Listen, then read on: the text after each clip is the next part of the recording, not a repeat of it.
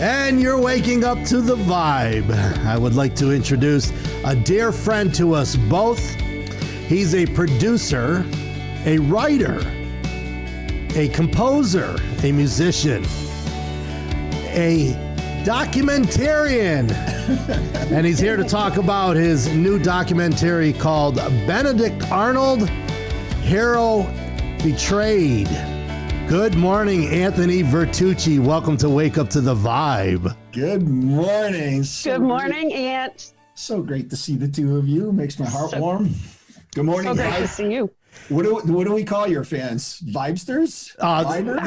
Members of the Vibe Tribe. I like that. The Yes. Vibe Tribe. So you are officially, you did follow the page, right? Of course. I could go back and look, you know. I think I'll do it after. I think I'm always on the initial mail list for every venture you've ever had in your entire life. Absolutely, you are. You are officially a member of the Vibe Tribe. So this is exciting. I really am excited to have you here because, gosh, it was probably. Well, when did you start? We'll get into the meat and potatoes of this documentary. Yeah, but when did all this start? Honestly, the genesis for the project started all the way back in 2002. Me and the two other principal people involved, Tom Mercer, who's another producer and writer, and Chris, who's a director and editor. We were floating around in a pond on inner tubes one day, drinking beer, just talking about history, and we just talked about colonial America and all of the great things that happened up here for the American Revolution. And we just got to talking about Arnold, right? Benedict Arnold. Wow, what a fascinating character. And I don't know, we still don't know who to this day, like who said it, but somebody was like, we should make a documentary about that. Well, here we are, how many years later? Is that right? That's really how this started, huh? Yeah. So after that, we thought, okay, if we wanted to do this, how do we go about tackling it? So, we did a lot of research over many years. We ended up being introduced to James Kirby Martin, who wrote a book, like the definitive book about Benedict Arnold. Right. And we all just became, really, really close. And we said, look, we think we can pull this off. And then we started shooting in 2006 and 2007, the big rounds of shooting, massive, thousands of men in the field. We shot the reenactment of the Battle of Saratoga, which was amazing. It's like we were doing all B-roll footage of that battle. So we were like combat photographers right in the middle of the reenactment, shooting, running around and shooting.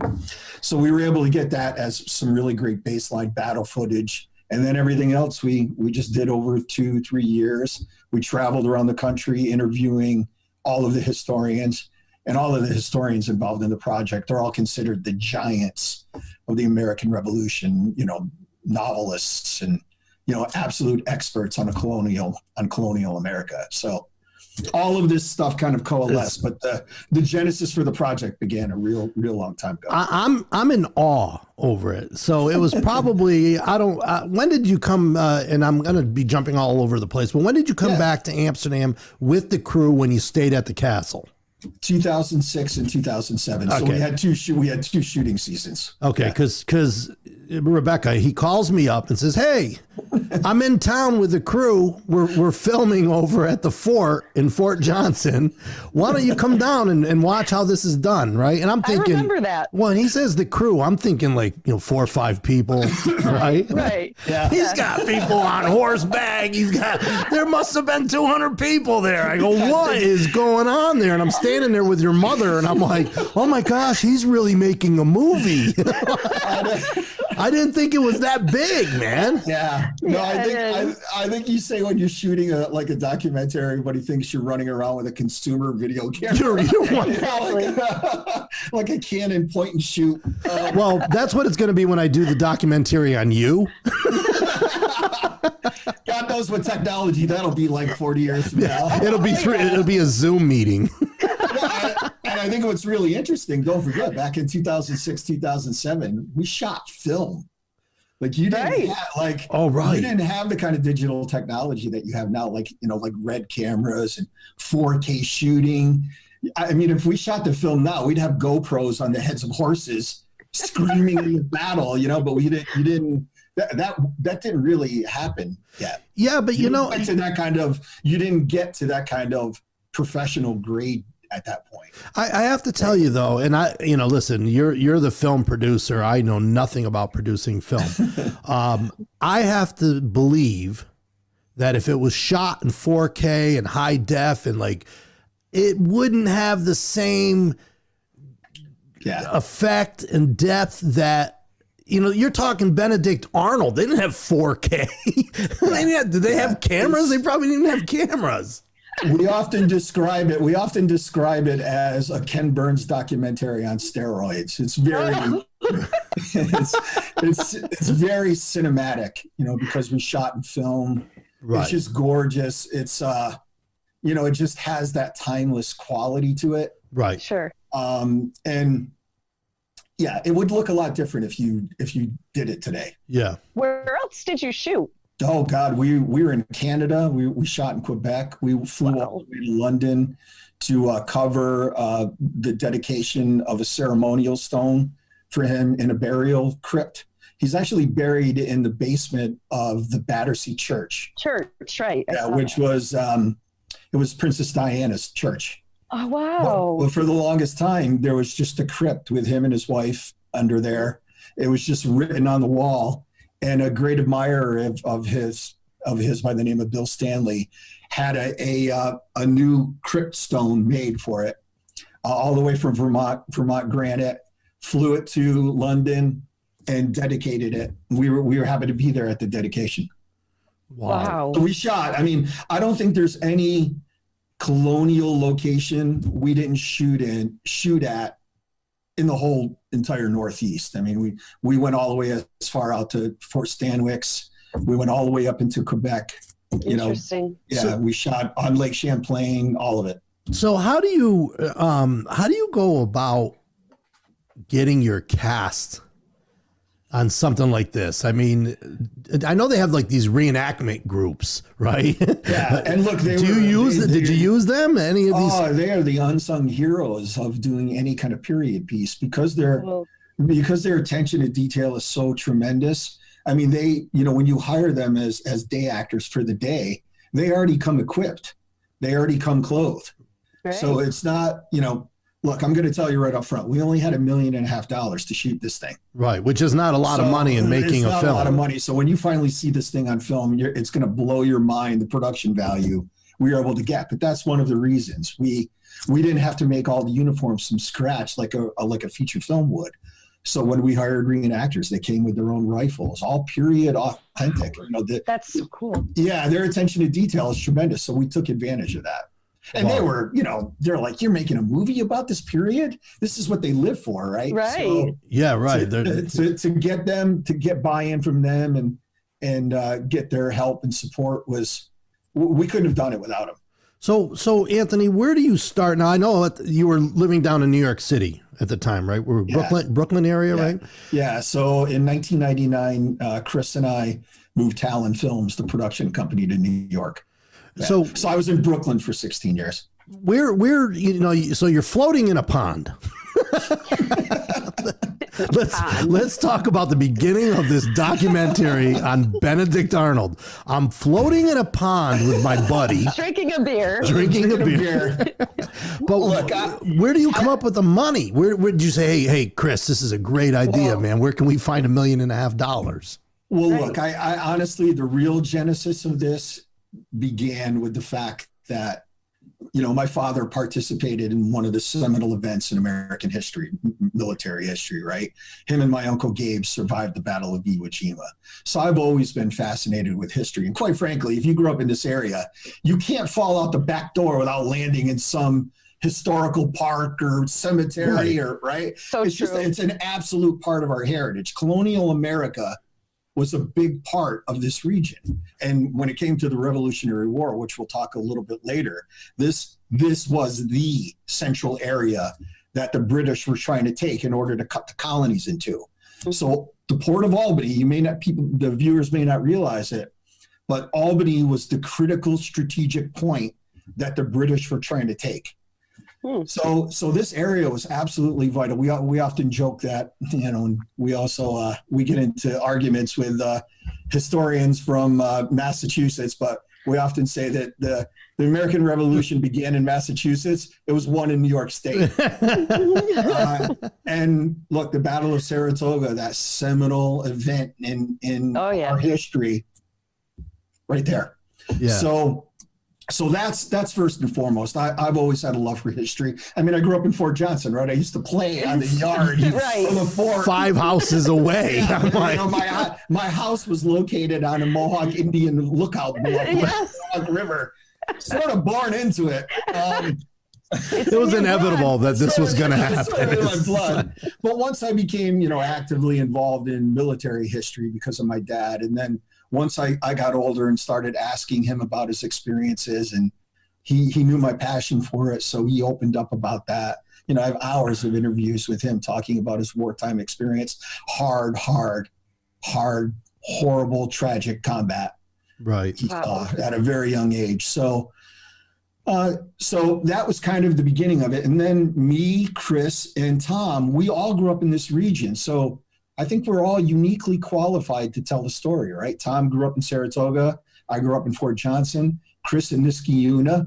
We all used to travel to the Saratoga battlefield and all of these locations when we were kids. Right. So, we're uniquely qualified to tell the history of this region because we're sons of the region. Right. Nice mix. Yeah. So how do you go about, and I'm just curious, how do you go about finding, funding for a project like this? Is it grant money? Do you go to the history archives and say, hey, we're looking to make this documentary. We need some cash. Yeah. So when we first started the project, and we'll talk about this a little bit later, but what's really interesting about is, considering how long it took, how karma and things kind of come back around, opportunities get lost, but other things circle back. This project kind of went through that kind of circular motion. Originally, when we started shooting the project, we had some really great footage, and we ended up getting a deal with WETA in Washington. Oh. They're the presenting station for all of Ken Burns' documentaries. Oh, wow. They were really excited about it. We sat in this gigantic round table. They had the whole entire company there. And they're like, yeah, we want to do this. But the only problem with PBS, unlike the British system, so if you're a documentarian for the BBC, they'll provide you funding. Whereas in America, you have to raise all the money yourself. And then you have to literally pay PBS like a pay-to-play deal in order for your project to get on the national, go through the whole entire national network and get a national program. Oh, no kidding. So that would have cost like $300,000. So when we went in there, we talked to them about strategically, how can we raise money from corporate sponsors to do this?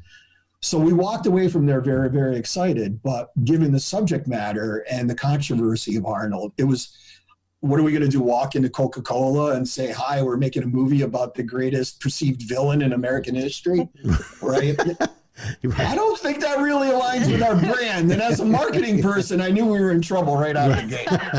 Yeah. So, we tried to go that route, but we were fortunate. We ended up getting grants. We ended up getting private funding, personal support. Right. So we just scratched and clawed together as much as we could. We made barter deals. Kodak gave us free film. We just tried to maneuver and get as much as we could for as little as possible. Wow. And then finally, after we had this big round of shooting, we thought we were pretty close to being done. And we thought we were going to get one final grant for about $250,000 to help us finish it. But that never materialized. And luckily for us, the project took so long to get to this near completion stage that suddenly new distribution outlets were opening up. Now you have streaming. The technology to do the visual effects came down. Post-production costs came down. So all of these things came full circle. We thought we were in trouble, and now, because it's taken a while to finish, it's just opened up new possibilities. It's so exciting when you think about it, though. Yeah. You actually started producing a film when they were using film. Right? It's not finished and technology goes blowing right by you. 180 You're miles like, an hour. great, I just spent $1 million and now I can do that for like 600,000. Right? Yeah, like we joke all the time. Like our film was what a independent film's catering budget would be. We shot the whole thing for the catering budget. Right. True. But we had to be resourceful, and if you do any kind of documentaries, you have to be. On average, a documentary for PBS can take up to 10 years. We've surpassed that. I mean, our project is literally taken longer than the American Revolution itself. So that tells you something, right? That's a heck of a stat right there. Yeah, It is.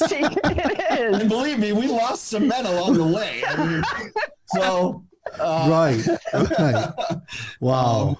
That's amazing. Yeah, we lost a few of the historians, so they Oh boy. intervening time. So it's but I think doing anything like this is like running a military campaign. That's what it's like. You have to get all of these incredibly disparate groups of artisans, filmmakers, writers, stable owners. You have to coalesce this massive group of people and convince them all to do your vision. Right. It's the most collaborative art form on earth, and this film definitely proves that. You know what I'm curious, what was the Mel Gibson, was it Braveheart?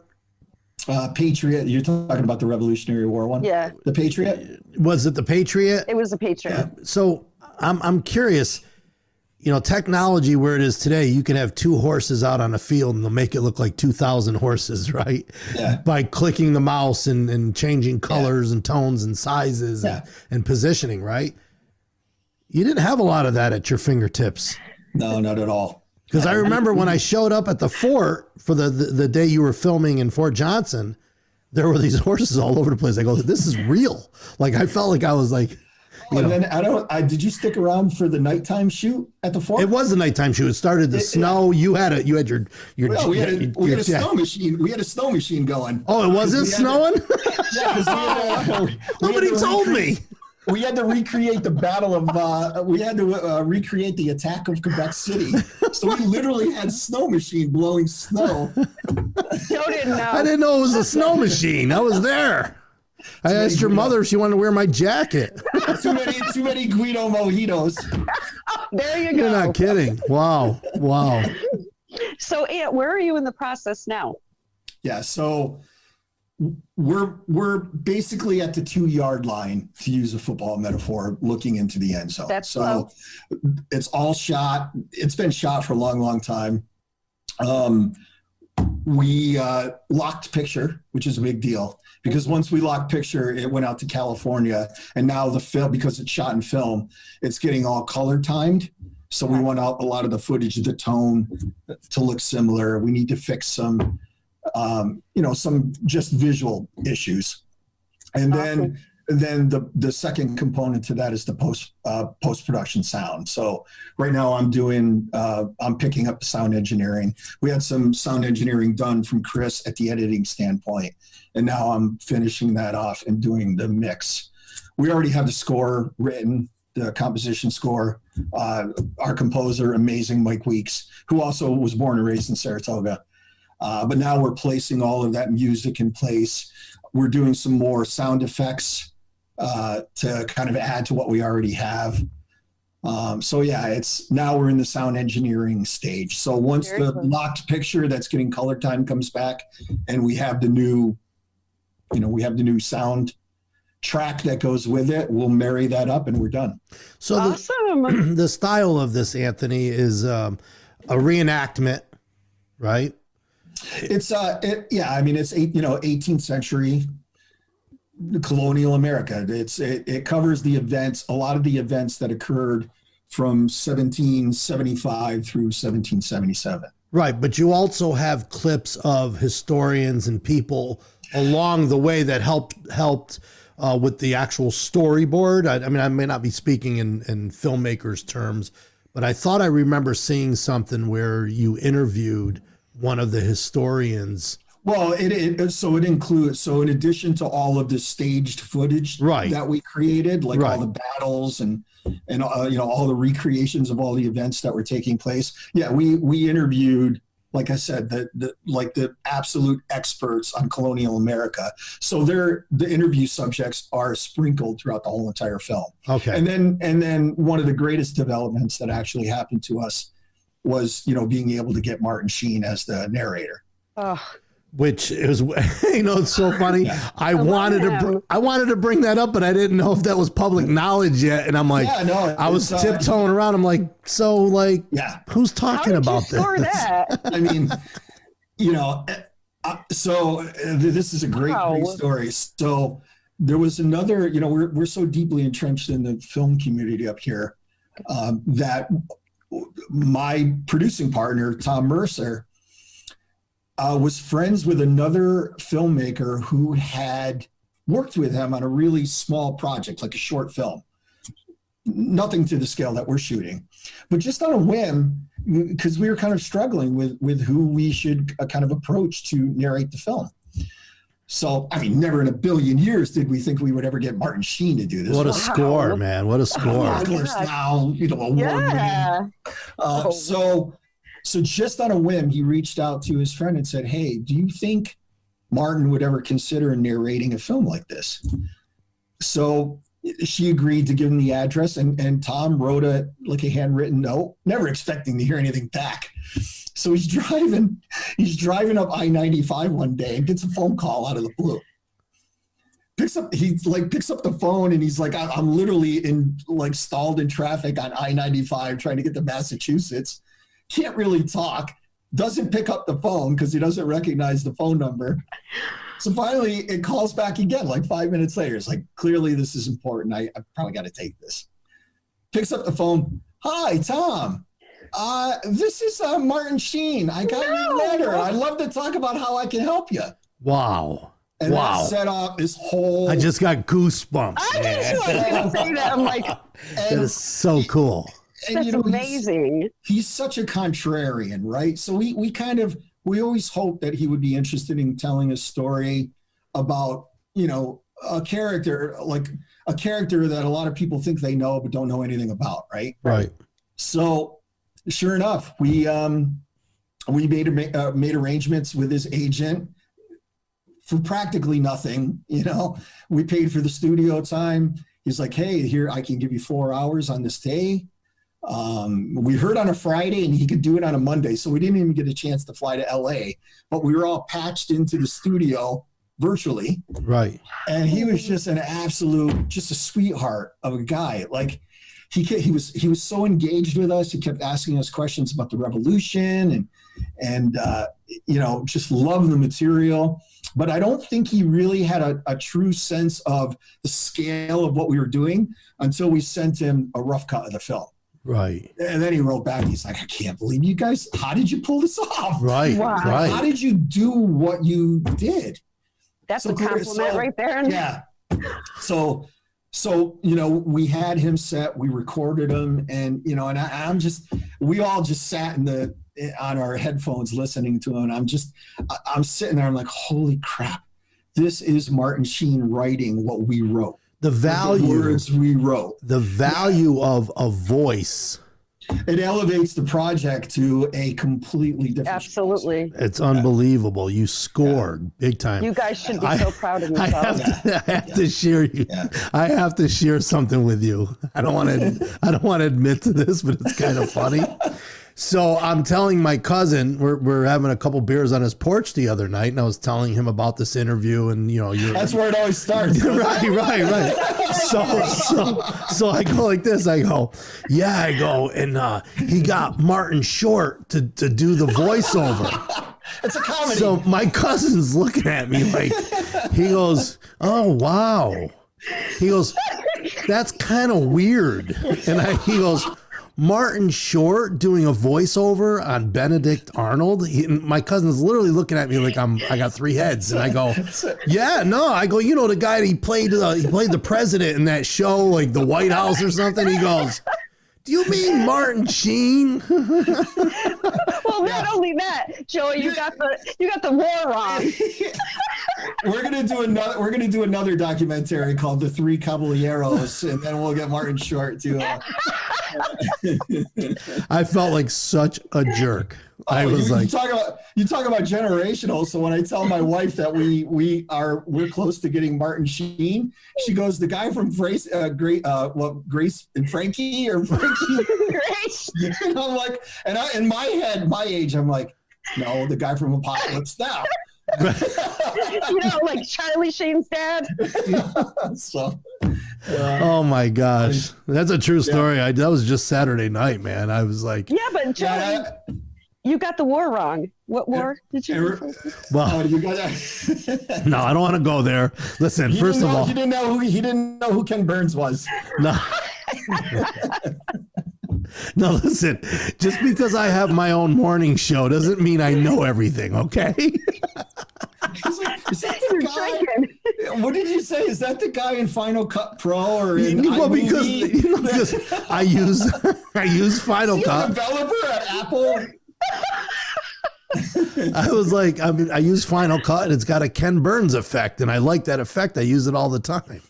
So I'm telling Anthony Beck, I go, I love that Ken Burns effect. And Anthony starts telling me about this guy, Ken Burns. And I go, what do you mean there's actually a person? His name is Ken Burns?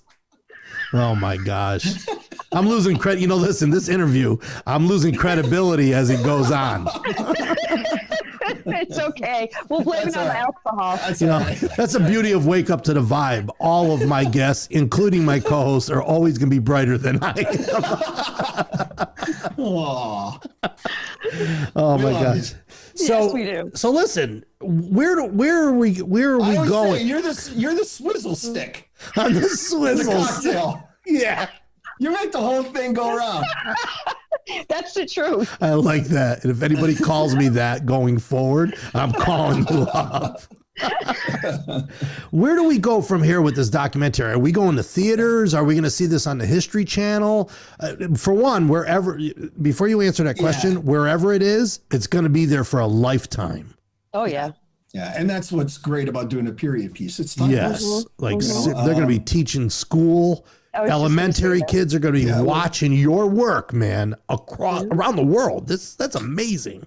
Yeah, and it'll portions of this will go to for educational outreach. So we've already contributed film to the visitor center at the Saratoga Battlefield. Wow. We give footage to anybody who really needs it to tell educational stories. And then I couldn't get a clip for the interview, but that's okay. I can show you. You didn't even ask. You sent you a movie poster. You didn't show that. I actually have that up there. So where are we going? Theaters? Are we going PBS? Yeah, I think we'll have a big premiere in Saratoga Springs. Oh, can't wait. Yeah, so that'll be a lot of fun. But yeah, it'll go to streaming. It'll eventually probably end up on PBS as part of a secondary market push. It'll go to foreign. So yeah, I mean, the great thing about now is that we're not stuck with PBS. Right. We have all of these outlets where it can get directly into the hands of the consumer instead of having those roadblocks in between that, mean you can only see it on PBS. Right. Yeah. Is there a time frame on it for far as distribution and completion? Yeah, so that'll kick off as soon as we've already shared the rough cut with distributors. So now they want to see the final product and the finished product before we go ahead and do deals. Wonderful. Yeah. So what are we talking? I mean, are you talking 6 months? Are you talking another 6 years? No, I mean, as far as streaming, as soon as the film's done, you can start approaching them almost immediately. We think we'll probably be done in the next 2 months. Really? That's great. Yeah. Wow, that's awesome. And I was just teasing you about not getting a clip. You're right. I didn't ask. We have so much. Honestly, go to Benedict Arnold Hero Betrayed, our website. We have trailers and we have stories on people involved, and and I think that his story needed to be told. And again, I think that we're not even 250 years old yet, right, as a country. Mm-hmm. I was just joking with somebody the other day because when I was traveling through Italy, I went to Padua. Their university was created in 1122. Wow. My college commencement speaker was Glenn Gordon Caron, like a TV producer. They had Copernicus and Galileo and Dante as their commencement speakers. We're just young pups, right? Yeah. We don't even show up on the 1/16th line of a ruler. But we have this incredible mythology, right? Self-created. But I think if we're going to grow as a country and as a society, we need to start having more objective views about what our history actually is. There are absolute glorious parts to it. No doubt we are a beacon, but there's also a lot of sad, tragic bylines as part of our story too, right? And I just think we're going to be better if we start exploring those issues in as much depth as we study the great and heroic stuff, because history lies in that kind of ambiguous spot between, treachery and heroism. We're in the middle, right? They often joke a lot about victory being written by the victors. And I think Arnold's story is really, really interesting in the fact that he was such a person of such tremendous consequence to the revolution. But everybody only knows him as this, right, the great traitor of American history. Right. No one really understands, what his upbringing was like. All of his contributions as a general to the American cause that, quite frankly, if he wasn't participating in and wasn't leading, there's a pretty good chance we're still part of the British crown. So right. he was a person of tremendous consequence.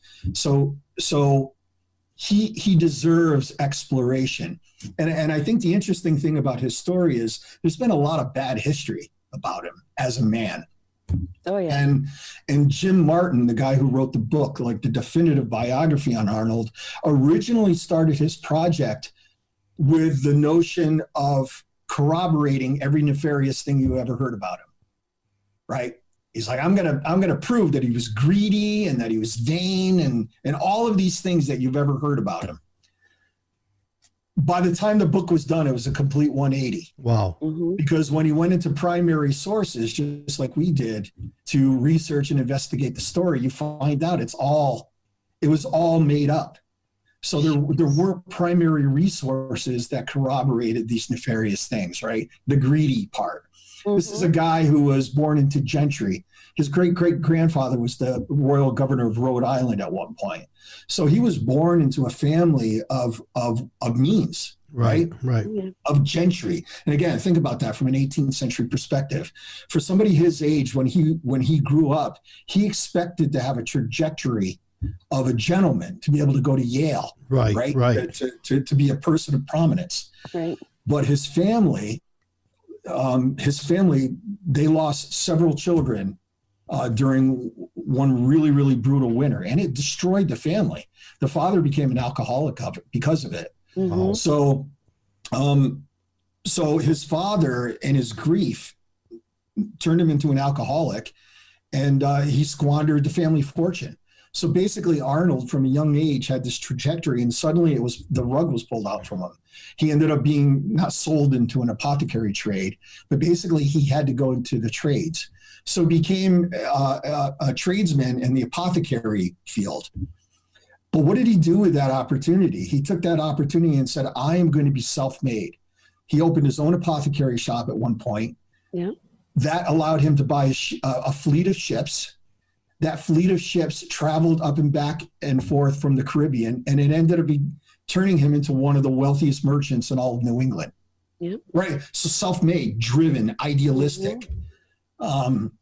So when the American Revolution broke out, you have this fervent patriot who's willing to take all of this self-made stuff and throw it into the breach of the revolution and risk it all. So that's exactly what he did. He believed in the ideals of the revolution, that we don't follow the British system of rewarding people on rank and family name, that you can make it here as an American, right? It's baked into the DNA of who we are as Americans. Yes, it is.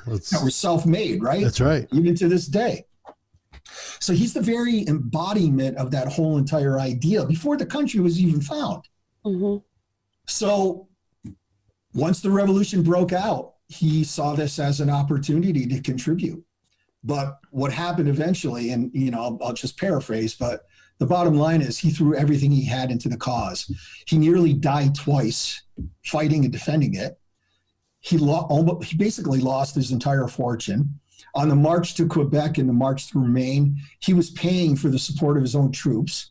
And the whole time he's writing back and forth from Congress, trying to get support. There's this phenomenal story. I don't know if you ever heard of Dr. Joseph Warren. He's like one of these heroic figures in the American Revolution. Fought at the Battle of Bunker Hill. This man was injured, mortally wounded, and died. His family was left destitute. Arnold wrote the Congressional Assembly in Massachusetts saying, you need to develop a pension for these lost soldiers. How are their families going to survive? Wow. Right? And he contributed some of his own money to Dr. Joseph Warren's pension fund. Wow. The delegates in Massachusetts refused to fund it. And this is one of the heroes of their own state. So into this maelstrom of states' rights, right? The founding of a new country, all of these high idealisms being sprouted in Philadelphia, like, yes, we're going to start a revolution. Well, that doesn't mean that all the founding fathers fought and nearly died to defend it, right? Right. So Arnold was a man of action. He nearly died for the cause. So once he started to feel like the cause was beginning to turn on him and betray him, I think he did what any other 18th century man would have done, was be like, wow, you keep punching me in the face. Mm-hmm. At what point am I going to start punching back? Right. So his story, we often describe him as the Darth Vader of American history, mm-hmm. right? The very best of us and perceived the very worst. So when we were floating around on that pond, that's the story. We're like, wow, my God, how come no one has really told this story? I love it. And we found out pretty quickly that there's a reason for that. Yeah.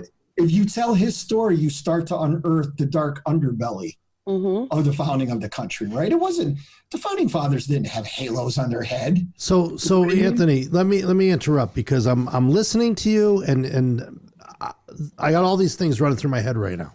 One, I wish you were my social studies teacher. I know it. Instead of the guy that I was taking lunch with when I should have been in social studies. Okay. I was in the back seat of your car when I should have been in social studies. All right. So that's the first thing. The second thing is, have you considered a tour when this movie is released, of going out to the schools and the colleges and speaking on this subject? I know. Yeah, right? Absolutely. That's part of the whole educational outreach program we have. I'll be showing this to colleges. I mean, we were invited to speak at this very revered group called the Revolutionary Roundtable at Colonial Williamsburg. So 2 years ago, we literally went down and spoke to all the greatest authors and foremost historians on the American Revolution, and we mm-hmm. presented our project. So they've been really, incredibly informative, or incredibly supportive, and we're constantly keeping them informed on what we're doing. But yeah, I think we're unique in that we actually had the temerity to tackle this story. Yeah, like, it's one thing to shoot a documentary; it's another thing to take a part of historic dogma and start to peel away the onion of it. That to me is where, and again, I think where history lies in that ambiguity. I tell somebody all the time, and why I think the story is relevant is that I owe my life to the atomic bomb. You owe your life to the. I owe my life to the atomic bomb. A horrible, horrible tragedy. And let me tell you why, and why I think that's important. Because when my father and my uncle Gabe survived the war, after they finished the Battle of Iwo Jima and survived that, they were getting ready to invade mainland Japan. And we ended up finding out where my father's division would have landed on the island. It would have been in a port part of the whole entire island called Kyushu. It was the most heavily fortified part of Japan. Mm-hmm. So had they invaded Japan and we didn't drop the bomb, I probably would have never been born, because my Right. father and my uncle would have died. My Yeah. cousin Rick would have never been born. Right. So I'm always looking for the inside of the story. Right. And another example we use a lot is, when it comes to the Civil War, right? The Civil War was fought over slavery. Don't let anybody ever tell you that that's any different. It was a society built on the enslavement of a group of people. Right. And even that story, the March to the Sea, Tecumseh Sherman going through and burning Atlanta. I was reading and this is why I love history so much, because I was reading a story from one of the soldiers who came from the Midwest who joined that march, right? He was part of a regiment that marched down to the sea. While they were still getting all of the troops together up in the Northeast to move down south, all of the soldiers were indifferent. By the time they got to Atlanta, they thought that they were the right hand of God stomping out evil. So to me, that's the story. How does someone's mind and heart get transformed during that journey? Not necessarily the battle. We've covered the battles of the Civil War, right? The Battle of Gettysburg. We've covered all of that. I want to know the untold stories. I want to know the stories that people are afraid to tackle, because that ambiguity in the middle, that's where where you find the truth, because it's not the highfalutin mythological part that's very important. There's no doubt, right? We need that. Yep. But it's not all the bad parts too. What's in the middle? Well, that's life in general. What do you think about it, right? Right. And and again, why did people lose their mind when Arnold betrayed the cause? And we often say he returned his allegiance back to Britain, because quite frankly, we were traitors. Every revolutionary was a traitor to the British crown, for which we were subjects.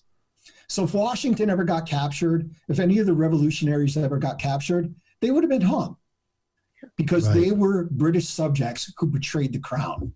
Mm-hmm. So, you hear that word treason a lot being thrown around a lot lately, because our politics are so poisonous, right? And that's the only way that we throw all this vitriol around. But the point is, sometimes you have to question whether a cause is right or wrong, right?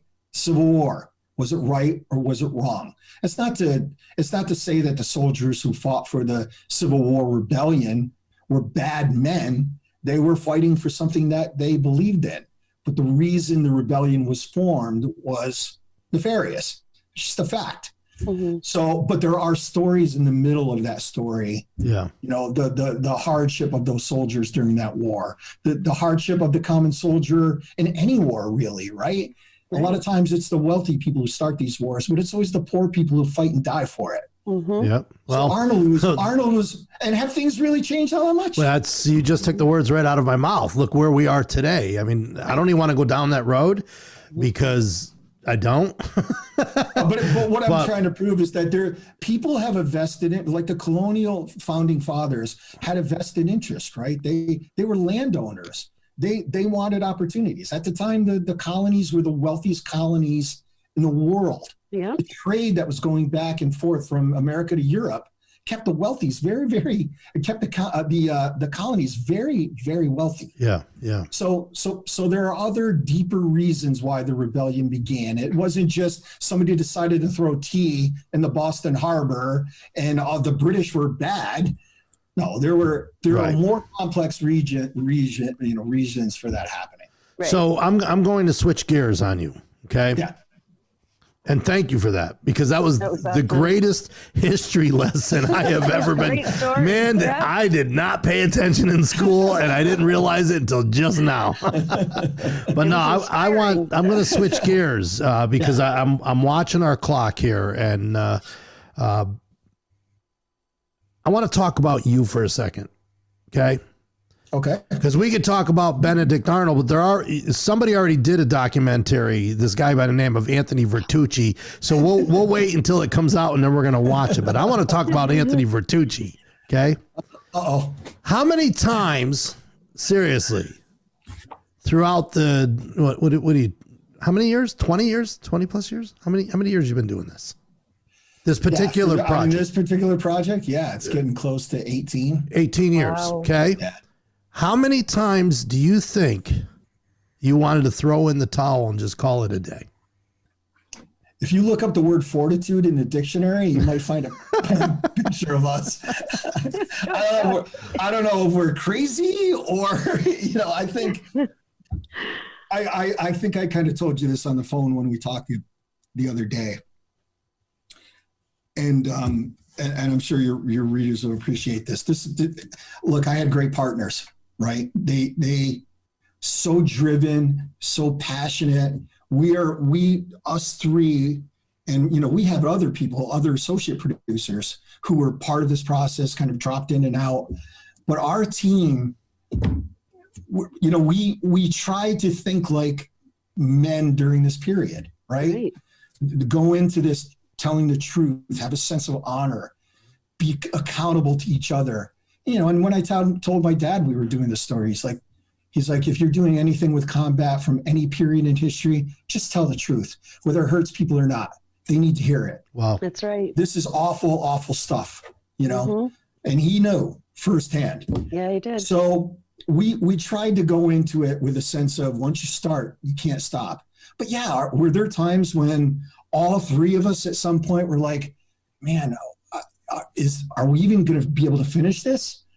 And I will tell you, like I told you on the phone, never at one time did all three of us think the same thing.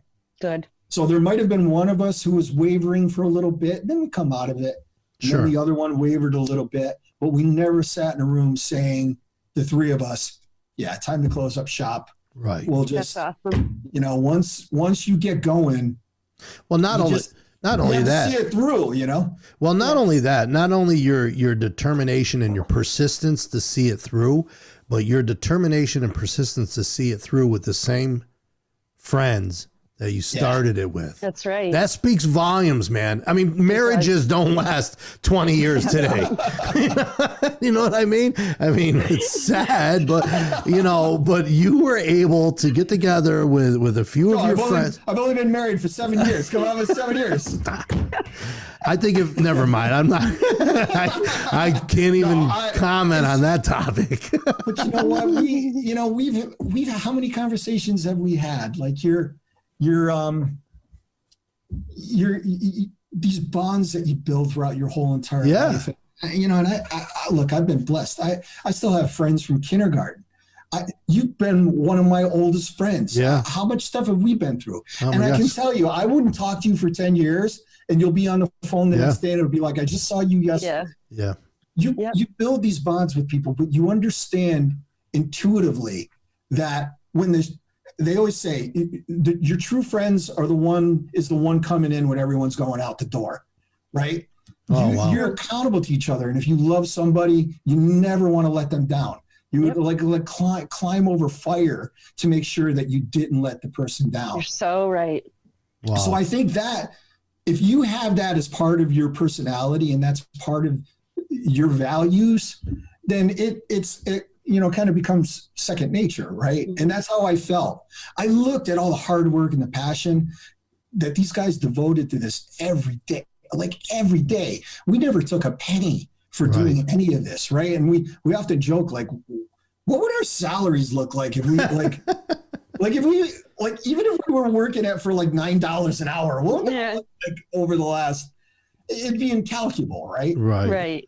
But again, I think part of the thing about doing this is that you want to tell stories and you want to bring education to people. So when you start feeling down about where you are, you kind of remember why you did it and the people you're doing it for, and it drifts away. Yeah. As fast as you can. So what's the next project? You said this one's going to be out in a couple months. Come on, man. It's time to move on. 20, you got 18 years into this one. You going to hang on forever? See, how many more years of life do I have? Why am I on the ruler? And when it finally hits the theaters, they're going to go, he got lucky. He was an overnight success story. Overnight. Yeah. Right. No kidding. Yeah. I didn't have gray hair when we started. I think if honestly, the biggest challenge for doing anything like this is it's always the funding. Like I felt like a grant writer in a full-time, fundraiser. Yeah, right. Yeah. Right. Never ends. This is the fun part, right? But trying to get people to buy into your vision and help them understand why it's important. The fundraising part is really hard. Yeah. So, it'd have to be a project that we knew that we could get funding for. Right. But yeah, it'd be great to get the band back together. And I think that would be, I think the Civil War story would be a really interesting one. Yeah. Right? That story of how hearts and minds are transformed through savagery, and like, think about the Civil War. I mean, all of that was involved in that. What were the events that they saw as a common soldier as they migrated their way down south? What made them go from slavery, who cares, to we are the instrument of God, right, crushing evil? Yep. What happened in between there? Yeah. What did they see? What did they experience? I think that would be fun. I can't wait to watch that. And when Anthony puts his mind on something that's fun, he gets it done. It might be 20 years. But Oh my gosh. Hey, Anthony, thank you so much for joining us this morning. Really, really appreciate it. You inspire me. Oh, hey, likewise. I love it. So much for having me. I love getting to talk about, I love to getting to talk about the American Revolution and the vital role this region played in it. It was awesome. That the British wanted Albany. You're we let them have it. You're a passionate documentarian. Writer, producer, Anthony Vertucci, doing the documentary on Benedict Arnold, Hero Betrayed. Right here on Wake Up to the Vibe. Have yourself an awesome morning, buddy. Bye, Aunt. Take care, everybody. Love you guys.